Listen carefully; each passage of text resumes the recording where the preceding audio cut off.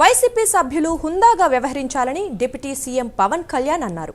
11 సీట్లు వచ్చిన వైసీపీకి ఈ 5 ఏళ్లు ప్రతిపక్ష హోదా రాదన్నారు. వైసీపీ సభ్యులు సభకు వచ్చి ప్రభుత్వానికి సూచనలు ఇవ్వాలని సూచించారు. గవర్నర్ ప్రసంగాన్ని వినకుండా వైసీపీ సభ్యులు వాకౌట్ చేయటాన్ని పవన్ కళ్యాణ్ తప్పుపట్టారు.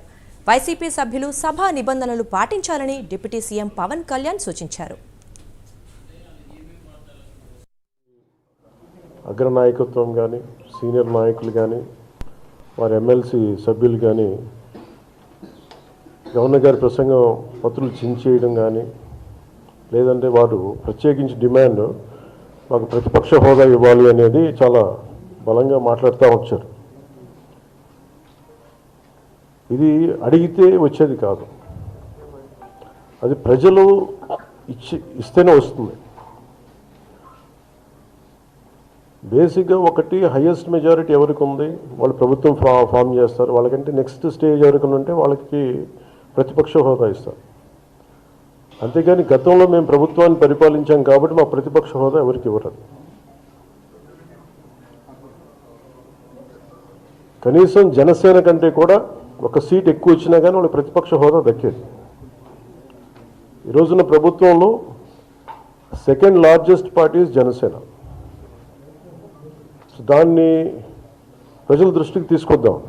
వైసీపీ నాయకులు వాళ్ళు చేస్తున్నాయంటే మాకు ప్రతిపక్ష హోదా ఇస్తే తప్ప మేము అసెంబ్లీలో అడుగు పెట్టాం, లేదంటే ప్రసంగాలు అడ్డుకుంటాం అలా ఇది సరైన మెసేజ్ బయటికి వెళ్దాం. ఇది సరైన విధానం కూడా కాదు.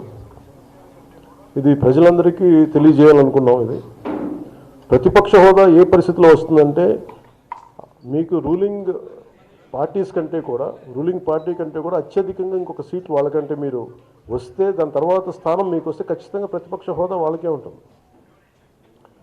21 సీట్లు ఉన్న జనసేన 11 సీట్లు ఉన్న వైసీపీకి ప్రతిపక్ష హోదా ఎలా వస్తుంది? మేము వస్తే తప్ప మేము అసెంబ్లీకి రాము, ఇలా గవర్నర్ ప్రసంగాలను అడ్డుకోవటం అనేది ఇది సరైనది కాదు. ఇది ప్రజలందరికీ కూడా తెలియచేస్తున్నాయి ఈ సందర్భంలో.